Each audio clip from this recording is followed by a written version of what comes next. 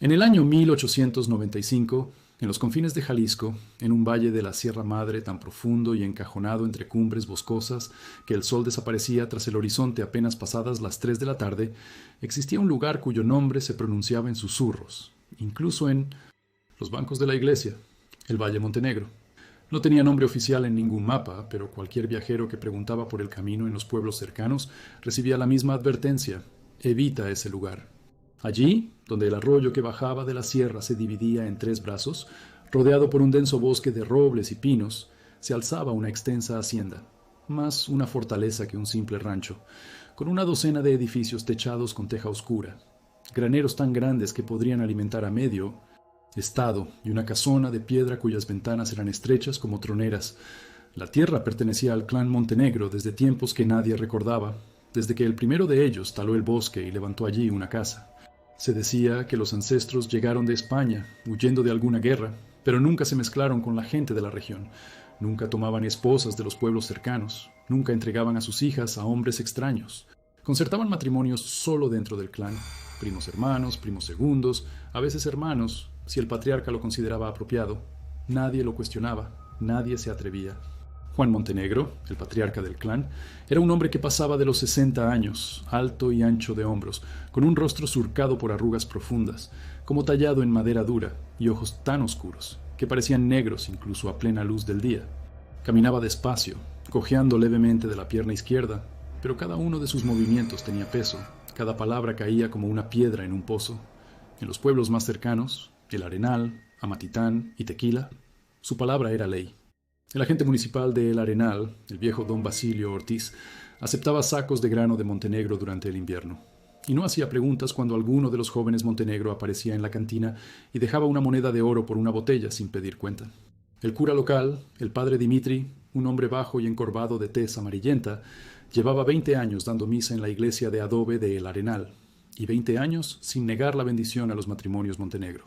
Decía que el clan protegía la pureza de su sangre, que la riqueza debía quedarse en la familia, que así lo dictaba una tradición más antigua que la memoria humana. Nadie lo contradecía, nadie quería problemas. Los inviernos en el valle eran largos y crueles.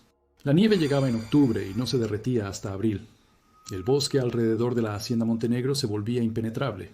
Los caminos se congelaban y los lobos se acercaban tanto que sus aullidos despertaban a la gente en mitad de la noche. Pero a los Montenegro nunca les faltaba comida. Sus despensas estaban llenas, sus establos repletos de vacas y sus corrales de cerdos. La gente del pueblo conocía su riqueza y al mismo tiempo le temía. Se decía que quien pisaba las tierras de los Montenegro sin permiso no regresaba siendo el mismo, o simplemente no regresaba. Había historias de viajeros que desaparecían, de un comerciante de pieles que en septiembre de 1894 pidió posada y nunca llegó al siguiente pueblo, de 2 arrieros que, un año después, iban hacia Tequila y se desviaron del camino porque sus caballos se asustaron durante una tormenta. Se encontró solo un cuerpo, en el bosque, a media legua del límite de la propiedad Montenegro. Le faltaba la cabeza. Don Basilio Ortiz dijo que fueron los lobos, o quizás bandoleros, y el asunto se cerró. El doctor Marcos Zavala llegó a El Arenal a finales de la primavera de 1895, enviado desde Guadalajara por la Sociedad de Asistencia Médica para las Zonas Serranas. Tenía 38 años, era alto, delgado, usaba anteojos con montura de alambre y siempre llevaba consigo un maletín de cuero con instrumental quirúrgico, vendas y frascos de morfina. Era un hombre educado, tranquilo, que había visto mucho: enfermedades, pobreza, gangrena, muerte. Pero nada de lo que vio en los hospitales de Guadalajara lo había preparado para lo que encontraría en el Valle Montenegro. Lo llamaron en junio.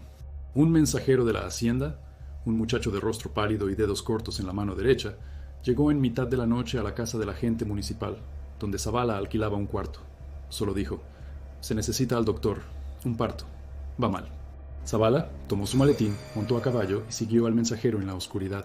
El camino atravesaba el bosque, lodoso y lleno de raíces. Cruzaron un arroyo, luego otro y un tercero. De pronto, el bosque se abrió y Zavala vio la hacienda. Una hilera de edificios, todos oscuros excepto uno, la casona, donde en una ventana del piso superior ardía una vela.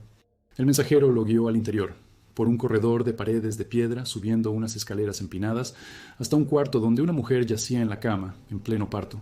Tendría quizás 25 años, estaba muy pálida, sudorosa, su respiración era superficial y entrecortada. Junto a ella estaba una mujer mayor, de unos 50 años, de rostro severo y cabello cano recogido en un moño. Se presentó como Bárbara, tía de la parturienta. Zavala dejó el maletín, se lavó las manos en una palangana que le trajeron y examinó a la paciente. El niño venía mal posicionado.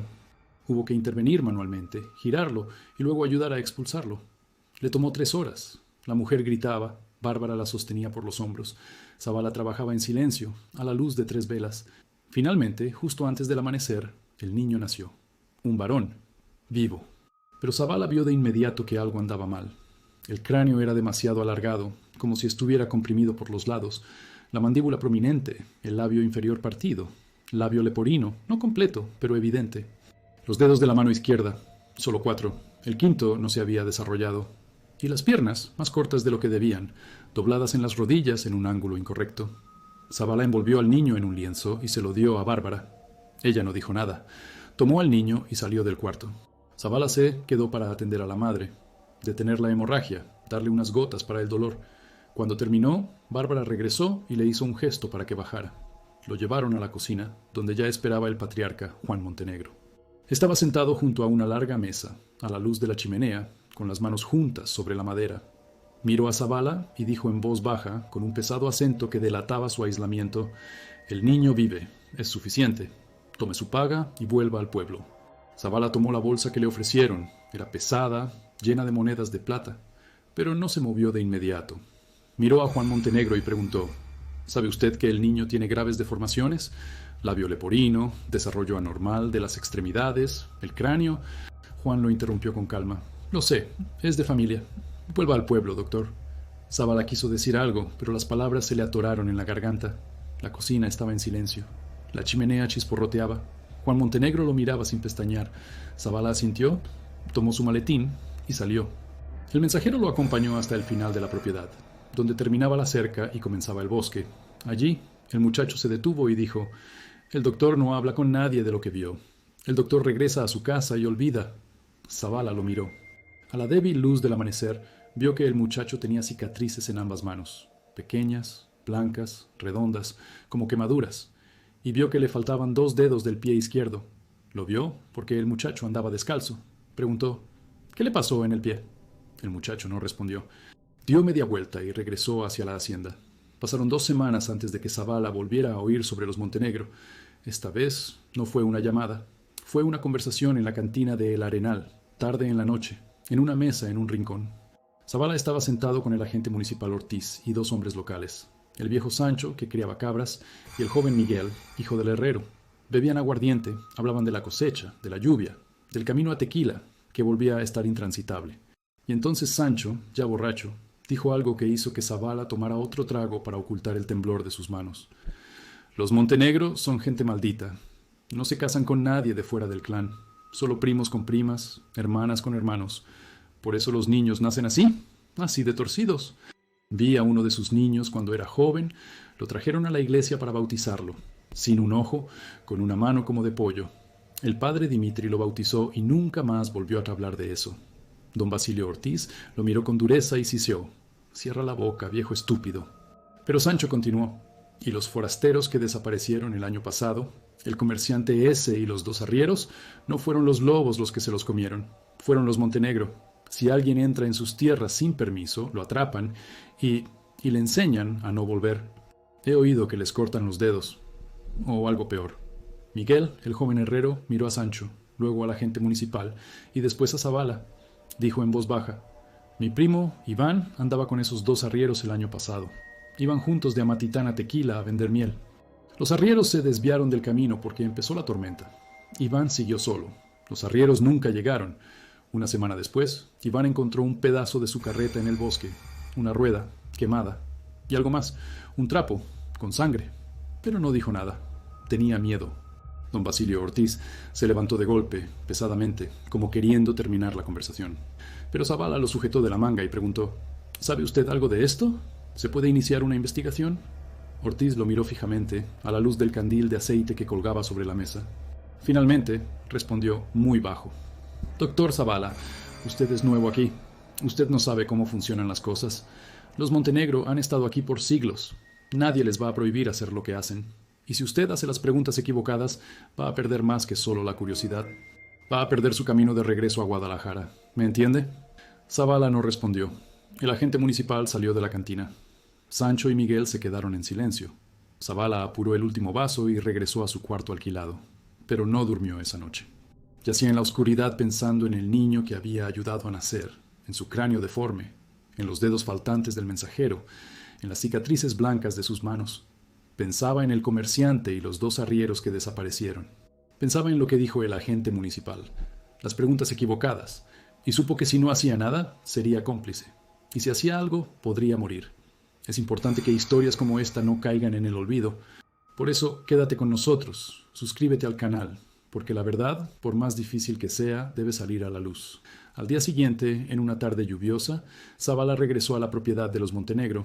No fue a caballo, para no hacer ruido. Fue a pie, a través del bosque, siguiendo la orilla del arroyo. La tierra estaba lodosa, la lluvia caía sin cesar, las hojas goteaban. Llegó al borde de la propiedad y se escondió detrás de un cobertizo lleno de leña. Observó la hacienda. Vio varias figuras, 2 mujeres junto al pozo, una tercera en la puerta del granero, un hombre reparando una cerca, pero buscaba algo específico. Niños. Durante media hora no vio a ninguno. Entonces, de la entrada trasera de la casona, salió la mujer mayor, la misma Bárbara que estuvo en el parto, y llevaba de la mano a una niña pequeña, quizás de 6 años.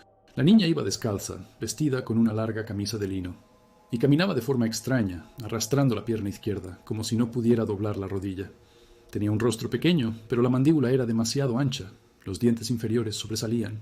Tenía el cabello oscuro, largo, pero en la frente se veía una cicatriz, larga, fina, como un corte. Bárbara sentó a la niña en una banca junto a la entrada, le dijo algo y volvió adentro. La niña se quedó sentada sola, mirando la lluvia. Zavala salió de detrás del cobertizo y se acercó. La niña levantó la vista hacia él. Tenía los ojos muy claros, casi grises, sin expresión. No huyó, no gritó, simplemente miró. Zavala se arrodilló frente a ella y preguntó en voz baja, ¿cómo te llamas? La niña no respondió.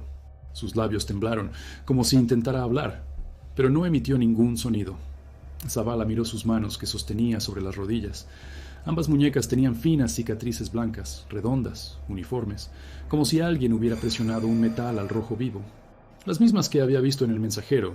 Preguntó, ¿quién te hizo esto? En ese momento, la puerta se abrió y en el umbral apareció Juan Montenegro, alto, sombrío, con una camisa de lino mojada por la lluvia. Miró a Zavala sin decir palabra. Zavala se levantó lentamente. Juan dijo en voz baja, «Doctor, salga de mis tierras». Zavala no se movió. Miró a la niña, luego a Juan. Preguntó, «¿Qué le hizo? ¿Qué les hace a estos niños?» Juan dio un paso adelante. Detrás de él, en la puerta, apareció un segundo hombre, más joven, ancho de hombros, con el rostro surcado de cicatrices. Sostenía un hacha. Juan dijo, con el mismo tono tranquilo, «Usted no entiende. Es nuestra familia, nuestros niños, nuestras reglas. Usted no tiene nada que hacer aquí. Salga. Ahora». Zavala permaneció inmóvil un instante, sintiendo el corazón golpear su pecho como un martillo. Luego dio media vuelta y caminó hacia el bosque. No corrió, caminó, porque sabía que si corría, lo alcanzarían, y si lo alcanzaban, no regresaría. Oía pasos detrás de él, lentos, rítmicos, como los pasos de un cazador que no tiene prisa, porque sabe que la presa no escapará. Llegó al borde del bosque y entonces los pasos se detuvieron. Se volvió. Juan Montenegro estaba en el límite de la propiedad, con los brazos cruzados, observando. No dijo nada. No era necesario. Zavala se adentró en el bosque y caminó rápido, sin mirar atrás, hasta que llegó al pueblo. Esa tarde fue a la iglesia. El padre Dimitri estaba en la sacristía, contando velas. Zavala cerró la puerta y dijo, «Padre, tenemos que hablar de los Montenegro». El sacerdote lo miró, luego dejó la vela y se sentó en una banca. Dijo en voz baja, «Doctor, por favor, no se meta en sus asuntos. Están lastimando a los niños. Usted ha visto a esos niños. Usted los bautizó. Deformaciones, cicatrices, mutilaciones. Eso no es la voluntad de Dios. Eso es su tradición». El sacerdote lo interrumpió con dureza. «Han vivido así por generaciones.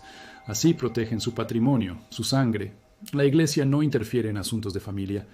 «¿La Iglesia?» Zavala lo miró con incredulidad. «Usted es sacerdote. Tiene el deber de proteger a los inocentes». Dimitri se levantó, se acercó a la ventana, miró la plaza oscura frente a la iglesia. dijo muy bajo. Yo también tengo familia, doctor. Tengo un sobrino que vive en Amatitán. Hace 3 años, Juan Montenegro se interesó por mi sobrino, porque el muchacho era sano, fuerte. Montenegro quería tomarlo para la familia. Propuso casarlo con una de sus hijas. Mi hermana se negó. Una semana después, el muchacho desapareció. Lo encontraron 2 días después, en el bosque, vivo. Pero le faltaban 2 dedos de la mano derecha. Nadie investigó. ¿Entiende ahora? Zavala se quedó inmóvil. Entendía. En el valle gobernaban los Montenegro. Y nadie, ni el sacerdote, ni el agente municipal, ni nadie más, se atrevía a oponérseles. Porque los que se oponían perdían algo, o a alguien. Zavala regresó a su cuarto alquilado y pasó toda la noche escribiendo una carta. Una carta al obispo en Guadalajara, a las autoridades estatales, a la Sociedad de Asistencia Médica. Describió todo: las deformaciones de los niños, los matrimonios dentro de la familia, las cicatrices en las muñecas, las desapariciones de los viajeros, el silencio de las autoridades locales, el miedo en el pueblo. Al final, escribió: solicito una investigación. Esto no es un asunto de costumbres, es un crimen. Envió la carta al día siguiente con un arriero que iba a Tequila, pero no se hacía ilusiones.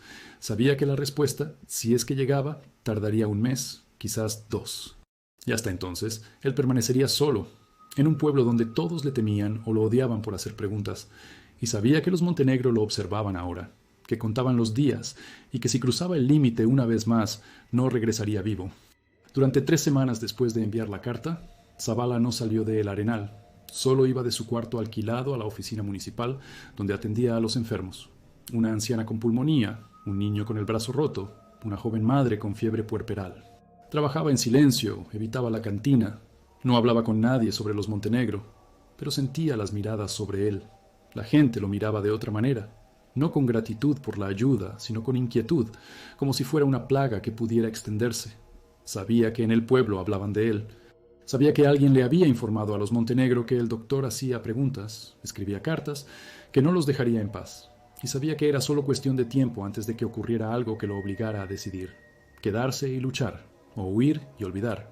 A mediados de julio, en una tarde bochornosa y calurosa, cuando el cielo estaba blanco por el calor y el aire era tan denso que dolía respirar, una mujer llegó al cuarto alquilado de Zavala. Llamó suavemente 3 veces, y cuando él abrió, vio a una joven, quizás de 20 años, delgada, con un vestido de lino sucio y el rostro marcado por pequeñas cicatrices, como si la hubieran golpeado con ramas. Tenía el cabello negro, recogido en una trenza, los ojos muy abiertos, llenos de miedo. Dijo en un susurro: ¿Es usted el doctor Zavala? Él asintió. La joven miró hacia la calle. Estaba vacía, pues todos se escondían del calor, y entró rápidamente, cerrando la puerta tras de sí. Se quedó de pie contra la pared, temblando, como si fuera a salir corriendo. Zavala preguntó: ¿Quién eres? Me llamo Anastasia. Fui sirvienta con los Montenegro. Serví 3 años. Escapé hace 1 mes. Zavala le sirvió agua de una jarra y le dio un vaso. La joven bebió con avidez, derramando agua por la barbilla. Luego se sentó en un banco junto a la ventana y empezó a hablar.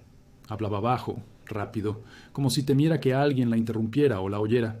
Me llevaron cuando tenía 17 años. Mis padres eran pobres, vivían en Amatitán. Los Montenegro vinieron y dijeron que necesitaban a alguien para trabajar en la cocina, que pagarían bien.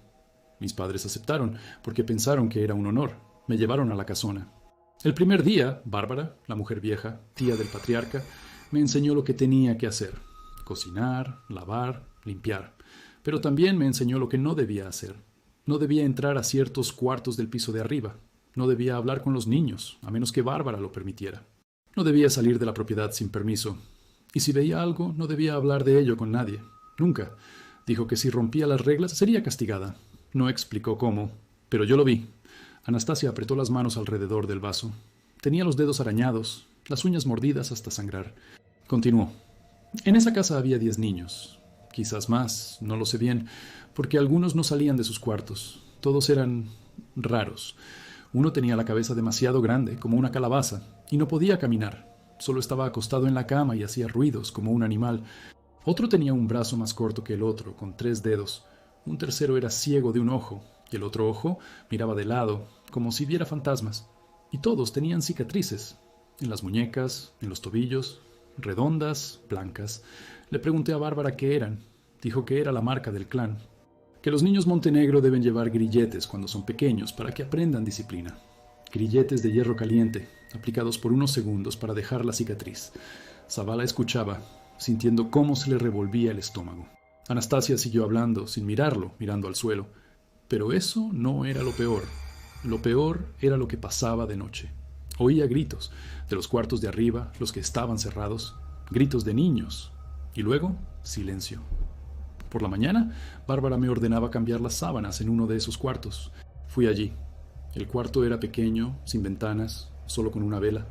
La cama estaba mojada de sangre, y en el suelo había grilletes, de hierro, oxidados, con cadenas. Bárbara dijo que era el cuarto de castigo, que los niños que no obedecen pasan la noche allí. Le pregunté qué pasaba con esos niños. Dijo que aprenden a obedecer, o mueren, y si mueren, los entierran en el bosque, detrás del huerto, donde crece el roble viejo. Nadie habla de eso, nadie pone cruces. Anastasia levantó la mirada hacia Zavala. En sus ojos había un vacío, profundo y oscuro, como un pozo sin fondo. Vi esa tumba. Vi cómo enterraron a un niño. Un niño. Tendría unos 8 años. Estaba enfermo, tenía fiebre, lloró toda la noche. Por la mañana estaba muerto. Juan Montenegro ordenó a 2 hombres de la familia que lo envolvieran en un lienzo y lo llevaran al bosque. Los seguí, escondida, porque quería saber. Cavaron un hoyo bajo el roble. Lo arrojaron allí como a un perro. No rezaron. Nada. Solo lo cubrieron de tierra y volvieron. Y luego, una semana después, llegó un hombre extraño a la casona. Un viajero. Pedía agua y comida. Juan Montenegro lo recibió, sonrió, lo invitó a la cocina. Le dio pan y chorizo. Y luego, cuando el viajero se durmió en la mesa, ordenó que lo ataran. Desperté en la noche y oí gritos. Salí del cuarto de servicio y vi por la ventana. En el patio, junto al granero, ardía una fogata. Y en esa fogata, en un caldero, calentaban hierro. Y al lado estaba el viajero, atado, amordazado. 2 hombres lo sujetaban por los brazos. Y Juan Montenegro tomó el hierro al rojo vivo, una vara larga, y se la aplicó en la mano izquierda al viajero. Por varios segundos salió humo, olor a carne quemada. El viajero aullaba, pero nadie lo oía, porque la mordaza ahogaba el sonido. Luego Juan lo soltó. Dijo: «Ahora vete, y dile a todos que los Montenegro castigan a los extraños que entran sin permiso». El viajero huyó, tropezando, llorando, pero vi su rostro. Supe que no llegaría lejos, porque la mano estaba negra, quemada hasta el hueso. Se infectaría, moriría en el bosque o en el camino, y nadie sabría quién lo hizo. Anastasia cayó. Zavala permaneció sentado, inmóvil, con las manos apretadas sobre las rodillas. Sentía ira, fría y dura como una piedra creciendo en su pecho. Pero también sentía miedo, porque si lo que decía Anastasia era verdad, significaba que los Montenegro no solo lastimaban a sus propios hijos, sino que asesinaban a cualquiera que se interpusiera en su camino. Y significaba que él, Zavala, estaba en su lista. Preguntó: «¿Por qué me dices esto? ¿Por qué huiste?» Anastasia lo miró y dijo: «Porque querían que me convirtiera en una de ellos». Juan Montenegro dijo que yo era sana, joven, que podía tener hijos. Quería entregarme a su hijo, Pedro. Pedro, que tiene 30 años y cara de niño, porque su madre era prima de Juan y también su hermana. Pedro, que tiene esposa, su propia hermana y 3 hijos, todos lisiados. Dijo que yo sería la segunda esposa y que tendría hijos para el clan. Huí en la noche, por un agujero en la cerca. Caminé por el bosque 2 días sin comida. Llegué a Amatitán. Mis padres no quisieron recibirme, porque temían a los Montenegro. Así que seguí caminando. Ahora estoy aquí. Oí que usted escribe cartas, que quiere ayudar. Por favor, haga algo. Deténgalos». Zavala se levantó, se acercó a la ventana. En la calle no pasaba nada. El calor mantenía al pueblo inmóvil, pero sintió que el tiempo se había acabado, que debía actuar ahora, porque si esperaba, Anastasia desaparecería, o los Montenegro la encontrarían, o moriría de hambre y miedo en algún camino. Y si eso ocurría, el último testigo desaparecería, y la verdad quedaría enterrada para siempre. Preguntó: «¿Conoces el lugar donde enterraron a ese niño? ¿Puedes mostrármelo?» Anastasia asintió. «Sí, sé dónde está el roble. Entonces iremos allí. Esta noche». Esa tarde, ya al anochecer, Zavala y Anastasia salieron del pueblo. No le dijeron a nadie. Fueron a pie por el bosque, evitando el camino. El cielo estaba despejado, la luna llena, lo que daba suficiente luz para ver el sendero. Anastasia guiaba, Zavala la seguía, cargando su maletín con herramientas: una pala, una linterna de aceite, un cuaderno. Caminaron durante 1 hora, quizás más. El bosque estaba en silencio, solo a veces cantaba un búho o una rama crujía bajo sus pies. En cierto momento, Anastasia se detuvo y señaló con la mano. Allí, detrás de esa loma. Se salieron del estrecho sendero, subieron la loma cubierta de musgo y helechos. Y allí, en un pequeño claro, estaba el viejo roble, enorme, con un tronco de 2 metros de grosor, y una copa tan densa que la luna no penetraba entre las hojas. La tierra alrededor estaba blanda, removida recientemente. Zavala encendió la linterna, miró a su alrededor. Vio varios pequeños montículos, irregulares, cubiertos de hierba, pero claramente más frescos que el resto del claro. 5, quizás 6. Anastasia señaló uno de ellos, el más cercano al roble. Aquí enterraron al niño. Zavala tomó la pala y empezó a cavar. La tierra estaba húmeda, se removía con facilidad. Cavó más profundo, 1 metro, metro y medio, y entonces la pala golpeó algo blando. Apartó la tierra con las manos. Había un lienzo, viejo, manchado, apestando a humedad y descomposición. Lo desenvolvió con cuidado y vio los huesos, pequeños, frágiles. El esqueleto de un niño. El cráneo estaba entero, la mandíbula rota, como si la hubieran golpeado o aplastado. Una costilla rota. Las manos atadas con una cuerda que aún mantenía unidas las muñecas, aunque la carne se había descompuesto. Zavala sintió un nudo en la garganta. Esto no era un entierro digno. Era deshacerse de basura. Anastasia estaba de pie junto a él, llorando en silencio. Zavala anotó todo en su cuaderno. La profundidad de la tumba, el estado de los restos, la cuerda en las muñecas. Luego, con cuidado, volvió a cubrir el esqueleto, tapó el hoyo. No tenía derecho a llevarse el cuerpo, no ahora, no sin una investigación oficial, pero tenía la prueba, sabía dónde estaba la tumba, y sabía que debía llevar allí a alguien con autoridad, a alguien a quien los Montenegro no pudieran intimidar ni matar. Regresaron al pueblo antes del amanecer. Anastasia se escondió en el granero detrás de la casa del agente municipal. Zavala volvió a su cuarto. No durmió. Se sentó a la mesa, escribiendo otra carta, esta vez más detallada, con la ubicación exacta de la tumba, el relato de Anastasia, la lista de crímenes. Al final, escribió: solicito intervención inmediata.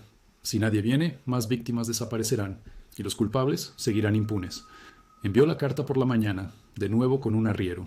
Pero esta vez no esperó pasivamente. Fue a ver a don Basilio Ortiz y se lo contó todo. El agente municipal escuchó en silencio, palideciendo gradualmente, secándose el sudor de la frente con un pañuelo. Cuando Zavala terminó, dijo en voz baja: «Doctor, ha firmado su sentencia de muerte. Los montenegros sabrán que estuvo en el bosque. Alguien les informará. Y vendrán por usted. Entonces, protéjame. Llame a los rurales de Tequila. No vendrán, no sin una orden de arriba, y la orden llegará en 1 semana, quizás 2. Entonces me quedaré aquí 1 semana. 2, lo que sea necesario». El agente municipal lo miró largamente con una mezcla de respeto y lástima. «Es usted valiente, doctor, o estúpido, no sé cuál». Esa misma tarde, justo antes del atardecer, 2 hombres a caballo llegaron a El Arenal. Zavala los vio desde la ventana, altos, vestidos con gabanes oscuros a pesar del calor, con los rostros cubiertos por pañuelos. Se detuvieron frente a la casa del agente municipal, hablaron con alguien un momento y luego se marcharon en dirección al bosque. Zavala supo quiénes eran, sabía que habían venido a comprobar si alguien había estado en la tumba, y supo que ahora comenzaba la caza. La noche siguiente, alguien arrojó una piedra contra la ventana del cuarto de Zavala. El cristal se rompió, los fragmentos cayeron al suelo. Zavala se levantó, encendió una vela y vio en el alféizar un trozo de papel envuelto alrededor de la piedra. Lo desenrolló. Había una sola frase, escrita con letras grandes: «Los extraños que hacen preguntas pierden la lengua o el camino de regreso». Zavala no durmió esa noche. Se sentó junto a la puerta, con un cuchillo en la mano, escuchando cada ruido, pero nadie vino. Por la mañana fue a la iglesia. Encontró al padre Dimitri arrodillado ante el altar. Se sentó a su lado y dijo: «Padre, han venido. Sé que me matarán si me quedo solo. Necesito un testigo, alguien que vea si algo me pasa». El sacerdote se volvió hacia él, con lágrimas en los ojos. «Doctor, no puedo. No soy valiente. Tengo miedo. Todos tenemos miedo. Pero si huimos ahora, ellos ganarán, para siempre». El sacerdote guardó silencio un largo rato. Luego asintió, lentamente, como si levantara un gran peso. «Está bien, me quedaré con usted, pero rezo para que alguien venga». «Rápido». Y alguien vino. 1 semana después, a mediodía, un carruaje entró en El Arenal, negro, con el sello del obispado de Guadalajara en la puerta. De él descendió un hombre alto, con una larga sotana, de unos 50 años, cabello cano y un rostro afilado y duro. Se presentó como el inspector Andrés Cordero, enviado por el obispo. Traía consigo una carta, la que Zavala había enviado, y traía consigo a 2 rurales, armados, de la Policía Federal. Zavala sintió un alivio tan grande que las piernas le flaquearon. Por fin alguien había venido. Alguien con autoridad. Alguien que no temía a los Montenegro. El inspector Cordero era un hombre seco, directo, sin emociones. Escuchó el relato de Zavala, leyó sus notas, interrogó a Anastasia, que lo contó todo de nuevo, con voz temblorosa. Luego dijo: «Mañana iremos a la propiedad de los Montenegro. Usted, doctor, nos guiará a la tumba. El padre Dimitri irá como testigo. Los rurales irán para protegernos. No pediremos permiso. No avisaremos a nadie. Simplemente iremos». Y fueron. Al día siguiente, justo al amanecer, partió el pequeño grupo. El inspector Cordero, los 2 rurales, Zavala, el padre Dimitri y Anastasia. Caminaron por el bosque, en silencio, con las armas listas. Llegaron al claro del roble. Zavala señaló la tumba. Los rurales empezaron a cavar. Exhumaron los restos, con cuidado, bajo la mirada del inspector. Cordero miró el esqueleto del niño, la cuerda en las muñecas, la mandíbula rota. No dijo nada, pero su rostro se endureció, su mandíbula se tensó. Luego ordenó a los rurales cubrir la tumba temporalmente y siguieron adelante, hacia la propiedad de los Montenegro. Cuando llegaron al borde de la hacienda, vieron que todos estaban allí. Juan Montenegro, sus hijos, Bárbara, las otras mujeres, los niños. Estaban de pie en el patio, como si esperaran, como si supieran que alguien vendría. El inspector Cordero se acercó a Juan y dijo en voz alta, sin preámbulos: «Soy el inspector Andrés Cordero, enviado por el Obispado de Guadalajara. Tengo órdenes de investigar los informes de crímenes cometidos en este territorio. Quiero ver todas las habitaciones de esta casa». Juan Montenegro lo miró con calma, sin miedo. Dijo: «Esta es propiedad privada. No tienen derecho». Cordero sacó un documento, una carta con el sello episcopal y el sello del gobierno estatal. «Tengo el derecho. Y tengo la orden». Juan no se movió por un momento. Luego asintió y dijo: «Adelante». Entraron en la casona. Cordero, los rurales, Zavala y el padre Dimitri. Cruzaron la cocina, el corredor, el salón. Luego Cordero preguntó: «¿Dónde están los cuartos cerrados?» Juan respondió: «No hay cuartos cerrados». Anastasia, parada en el umbral, dijo en voz baja: «Arriba, el tercer cuarto desde la escalera». Cordero subió. Juan lo siguió, lentamente, sin decir palabra. Llegaron a la puerta, pesada, de madera, con una cerradura de hierro. Cordero dijo: «¡Ábrala!». Juan sacó una llave del bolsillo y abrió. La puerta se abrió con un leve chirrido. Adentro estaba oscuro. Solo un estrecho haz de luz del pasillo entraba. Cordero encendió su linterna. Vio un cuarto pequeño, sin ventana, con una sola cama y grilletes encadenados a la pared. El suelo estaba cubierto de manchas, oscuras, viejas, pero claras. Sangre. En un rincón había algo que parecía un trapo, pero cuando Zavala se acercó, vio que era un trozo de ropa de niño, rasgada, ensangrentada. Cordero se volvió hacia Juan y preguntó, muy bajo: «¿Qué es esto?». Juan respondió con calma: «Un cuarto para los niños castigados. A veces hay que enseñarles a obedecer, encadenándolos a la pared. Es nuestra tradición». Cordero guardó silencio un largo rato. Luego dijo, en voz baja pero firme: «Esto no es tradición, es tortura, y queda usted arrestado». Los rurales desenfundaron sus armas. Juan Montenegro no se movió. Miraba al inspector Cordero con la misma mirada tranquila y oscura, como si el arresto fuera algo que había previsto, algo que había aceptado hace tiempo como una posibilidad, pero no como una amenaza. Dijo lentamente: «No pueden arrestarnos. No hemos violado ninguna ley. Son nuestros hijos, nuestra familia, nuestras reglas». Cordero respondió fríamente: «La ley del Estado prohíbe la tortura, la crueldad infantil y la ocultación de muertes. Tienen restos enterrados en el bosque sin notificar. Tienen niños mutilados. Tienen un cuarto de tortura. Es suficiente». Juan se dio la vuelta, como si quisiera bajar las escaleras, pero un rural le cerró el paso, sosteniendo su rifle cruzado sobre el pecho. Abajo, en el salón principal, ya se había reunido el resto de la familia. Bárbara, los 2 hijos de Juan, Pedro y Vicente, 3 mujeres, varios niños. Estaban de pie en silencio, mirando hacia arriba, al inspector y a los rurales. No había miedo en sus rostros. Había algo más, una certeza fría y dura de que lo que hacían era correcto, que el mundo exterior no tenía derecho a juzgarlos, porque ellos vivían según sus propias reglas, más antiguas que el Estado, más antiguas que la Iglesia. Cordero bajó, se paró en medio del salón y dijo en voz alta, para que todos oyeran: «En nombre del obispo de Guadalajara y de las autoridades estatales, arresto al jefe de este clan, Juan Montenegro, bajo cargos de tortura, ocultación de muerte y actividades criminales. El resto de la familia permanecerá aquí y será interrogada. Nadie abandona la propiedad. Bárbara dio un paso al frente. Era vieja, surcada de arrugas, pero su voz era afilada como una navaja. No tienen derecho. Esta es nuestra tierra, nuestro clan. Hemos vivido aquí por siglos. Nadie nos molestó. Nadie se metió en nuestros asuntos. Y ahora vienen ustedes, gente extraña, a decirnos qué podemos hacer y qué no. Cordero la miró y dijo con calma: la ley no hace excepciones para nadie, ni para los ricos, ni para los clanes antiguos. Si cometieron un crimen, responderán por él. Bárbara soltó una risa seca, burlona. ¿Crimen? Criamos a nuestros propios hijos. Protegemos la pureza de la sangre. Castigamos a los extraños que entran sin permiso. Eso no es un crimen, es supervivencia. Ustedes no lo entienden, porque viven en ciudades donde la sangre se mezcla, donde las familias se desmoronan. Nosotros somos fuertes, porque somos puros. Zavala, de pie junto a Cordero, no pudo contenerse. Dijo en voz alta: ¿puros? Sus hijos están lisiados, enfermos, mueren jóvenes, porque los obligan a casarse entre ustedes. Eso no es fuerza, es una maldición. Bárbara lo miró con desprecio.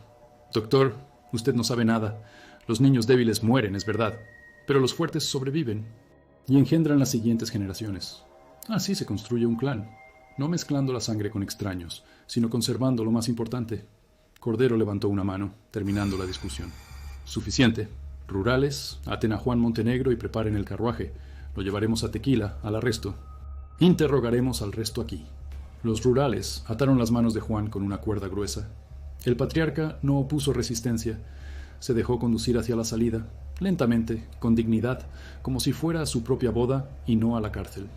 Pero cuando pasó junto a Zavala, se detuvo un momento y lo miró directamente a los ojos. Dijo en voz baja, tan baja que solo Zavala lo oyó: se arrepentirá de haberse entrometido, doctor. No hoy ni mañana, pero al final entenderá que no debió tocar lo que no comprende. Zavala no respondió. Sintió un escalofrío recorrer su espalda, pero no apartó la mirada. Juan Montenegro siguió caminando, conducido por los rurales hacia el exterior.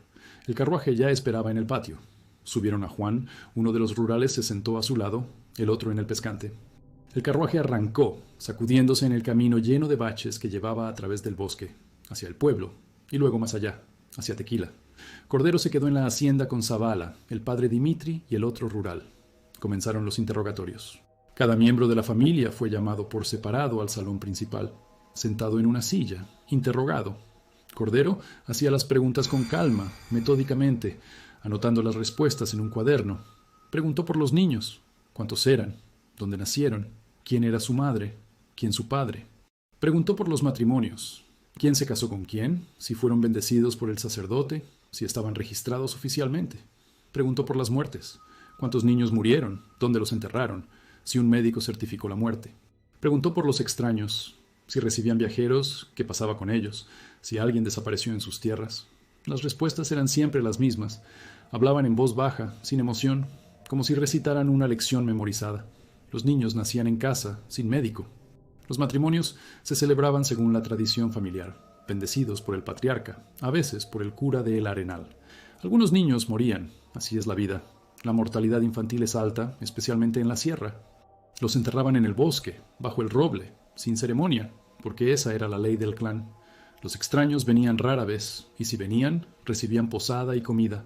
Luego seguían su camino. Nadie lastimaba a los extraños. Nadie mataba. Eran los lobos, el frío, el bosque. Ellos mataban a los que perdían el camino. Pero sus voces sonaban vacías, y Zavala sabía que mentían. Lo sabía porque veía el miedo en los ojos de las mujeres más jóvenes. Veía cómo las mayores apretaban los labios cuando Cordero preguntaba por el cuarto de arriba, por los grilletes, por las cicatrices. Lo sabía porque veía a los niños parados en un rincón, callados, encogidos, con los ojos muy abiertos, mirando a los adultos como animales que miran a los cazadores. Sabía que en esa casa vivía algo más que una familia. Vivía un sistema, antiguo, brutal, construido sobre el miedo y la convicción de que la propia sangre era sagrada y todo lo que estuviera fuera del clan era una amenaza. Los interrogatorios duraron todo el día. Al atardecer, Cordero le dijo a Zavala: «Debo volver a Tequila, presentar un informe, organizar la investigación. Me quedaré allí esta noche. Enviaré más hombres. Pero usted, doctor, no se queda aquí. No es seguro». Zavala asintió. Sabía que el inspector tenía razón. Pero antes de irse, le pidió permiso a Cordero para examinar a los niños. Quiero documentar su estado. Es una prueba. Cordero aceptó. Zavala pasó al cuarto donde habían reunido a todos los niños Montenegro. Eran 9. El más joven tenía unos meses. Era el que él mismo había ayudado a nacer en junio. El mayor tendría unos 12 años. Les hizo sentarse en una banca. Se acercó a cada uno, los examinó. Usó su linterna, su cuaderno, un lápiz. Lo anotó todo. Primer niño. Niña. 6 años. Labio leporino, sin operar. Cráneo asimétrico. El ojo derecho más grande que el izquierdo. Muñecas. Cicatrices redondas, blancas, de quemadura. Pie izquierdo. 3 dedos en lugar de 5. Segundo niño. Niño, 8 años. Cabeza más grande de lo normal. Probablemente hidrocefalia. Se mueve con dificultad. Le tiemblan las manos, habla confusa. Muñecas, cicatrices. Tercer niño, 10 años. Mandíbula inferior muy prominente, dientes salidos, orejas de diferente tamaño.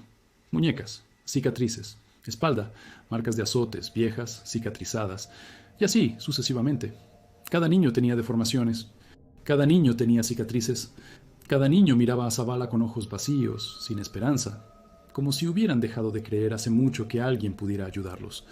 Uno de ellos, una niña, quizás de 7 años, mientras Zavala examinaba sus muñecas, susurró algo tan bajo que apenas lo oyó. ¿Duele? Zavala asintió. Seguramente. ¿Quién te hizo esto? La niña no respondió, pero su mirada se desvió hacia Bárbara, que estaba de pie en el umbral, observando. Bárbara no apartó la vista. Miraba a Zavala con frialdad, como diciendo: puedes escribir lo que quieras, puedes llevarte a Juan, pero no nos destruirás. Somos más fuertes que tu ley. Zavala terminó el examen, cerró su cuaderno, se levantó. Sintió de repente un cansancio enorme, el peso de todo lo que había visto, de todo lo que había oído. Salió del cuarto, se unió a Cordero y al padre Dimitri. Emprendieron el camino de regreso a El Arenal, escoltados por el rural. Caminaron rápido, porque empezaba a oscurecer, y el bosque al anochecer era peligroso, y no solo por los lobos. Regresaron al pueblo después del anochecer. Cordero siguió hacia Tequila. Zavala se quedó en su cuarto alquilado. No encendió la vela. Se sentó en la oscuridad, junto a la ventana, mirando la calle vacía. Pensaba en los niños, pensaba en lo que les esperaba ahora, con el patriarca arrestado, con la familia vulnerada, con el mundo exterior irrumpiendo en su reino cerrado y cruel. Pensaba si estarían mejor. Si alguien tomaría a esos niños, los curaría, les daría una vida normal. Si la familia permitiría que se los llevaran. Si es que acaso era posible salvarlos. No lo sabía, pero sabía una cosa, que pasara lo que pasara, él ya no podía retirarse. Que se había convertido en testigo, en parte de esta historia, y que tendría que llegar hasta el final, incluso si eso significaba ser él mismo devorado por la oscuridad que intentaba exponer. Al día siguiente, temprano en la mañana, llegó la noticia. Un mensajero de Tequila llegó corriendo a la casa del agente municipal, sin aliento, pálido. Dijo que Juan Montenegro no había llegado al arresto. El carruaje fue emboscado en el bosque, a medio camino entre El Arenal y Tequila. Alguien tendió una trampa. Un árbol derribado en el camino. Los caballos se asustaron, el carruaje volcó. Los rurales, ambos, fueron asesinados a tiros. Juan Montenegro desapareció. La cuerda con la que estaba atado había sido cortada. Las huellas conducían de regreso al bosque, hacia el Valle Montenegro, pero ninguna patrulla se atrevía a seguirlas, porque sabían que allí, en lo profundo del bosque, el clan Montenegro los esperaba.